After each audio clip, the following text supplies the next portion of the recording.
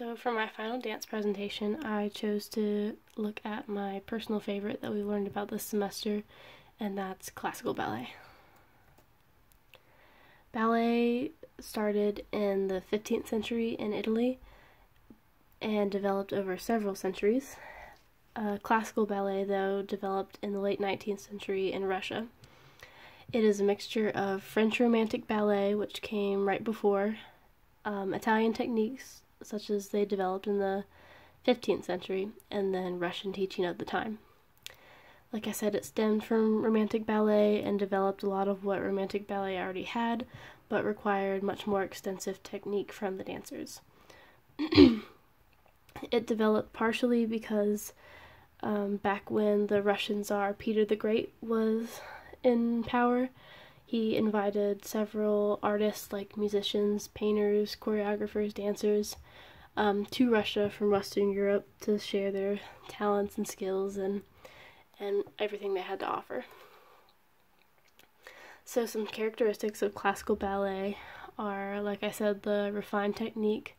This is where the foot positions were created and the terms such as like plie, tendu, glissade that dancers even today use. In classical ballet, there's the tutu on the far right here. It was a much shorter, a little bit thicker of a skirt, and this was used to allow audiences to see the refined technique of female dancers. Prior to the tutu was the Romantic ballet tutu, which was much longer and very flowy and came about to the dancer's knee or just above the ankles. Classical ballet also retained a lot of the storylines of Romantic era ballet, especially in Marius Petipa's work, who I'm going to talk about hopefully in the next slide. They often ended very happily and with large, lavish court scenes. Dancers had to essentially dedicate their lives to dancing, as training lasted 7 or 8 years, and dancers worked day in and day out, most every day of the week to be able to pull off what Petipa was asking of them.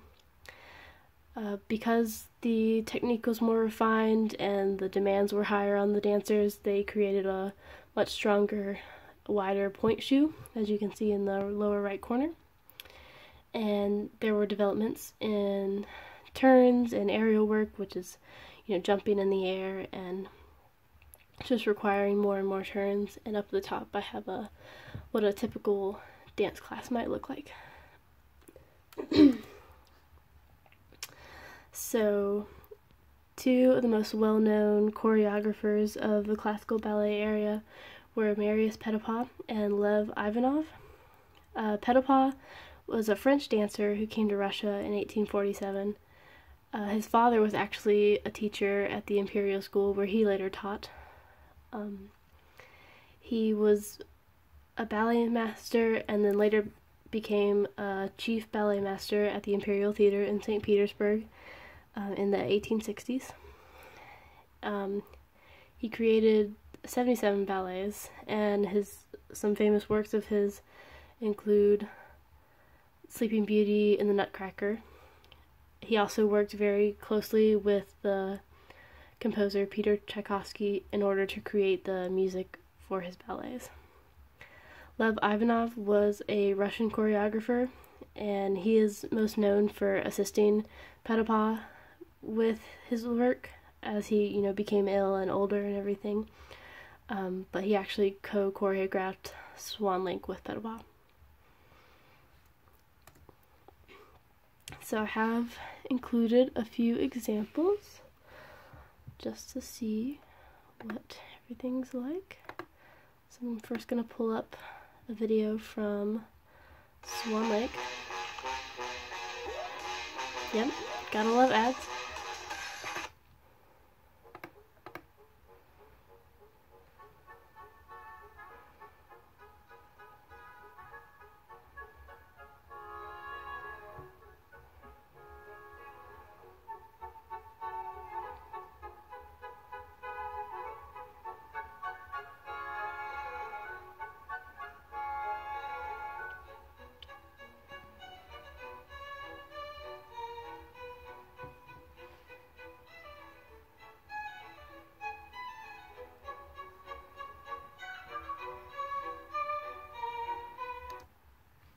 So that's just a little bit from Swan Lake. And then next I have one of the scenes from the Nutcracker.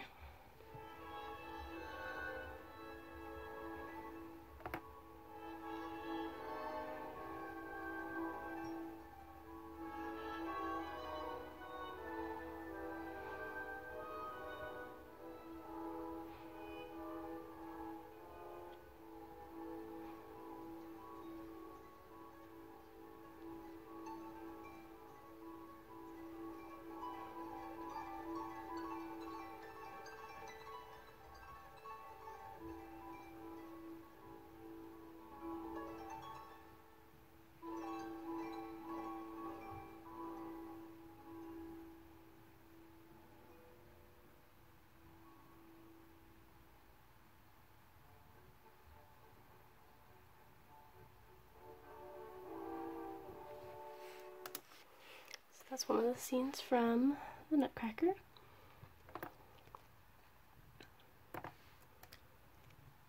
And moving on to my personal aesthetic and why I like classical ballet so much.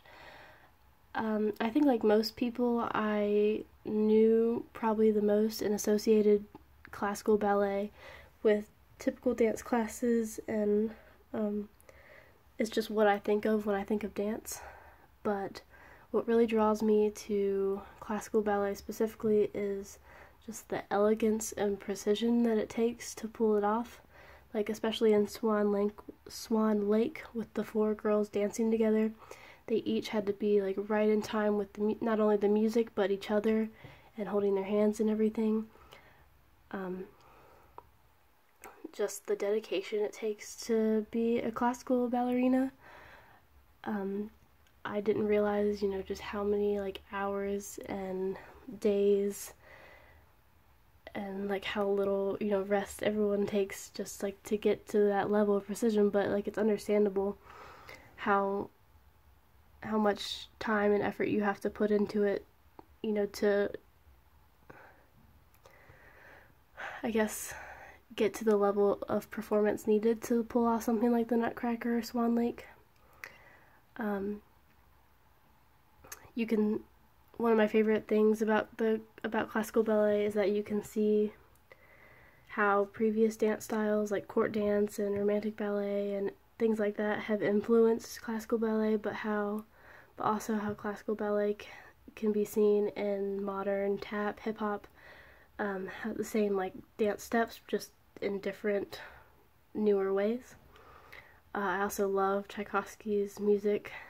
Being a music major, I listen to a lot of classical music, so it's one I've learned about and known about for a long time, and I've always found it, you know, really, really pretty. But seeing dance be put to it and so precise and like with the music is something that's just very aesthetically pleasing to me. But even though classical ballet is probably what I knew most about before coming into this class, I definitely have a new appreciation for ballet as well as all the dance styles we've learned about, just because they're all different in their own right, but they've all developed and drawn from each other in a lot of ways. And it's been really awesome to see like all semester how dance has developed over time and just how important it is to so many people and cultures around the world. And yeah, I've just really enjoyed classical ballet, and I just admire those that can do it and pull it off. I think it aligns a lot with my ideals and just working hard to get what you want, and that's one of the reasons why I enjoy it so much. And here are some of my sources. Some of the sources are underneath the pictures and everything, but that is it. The end.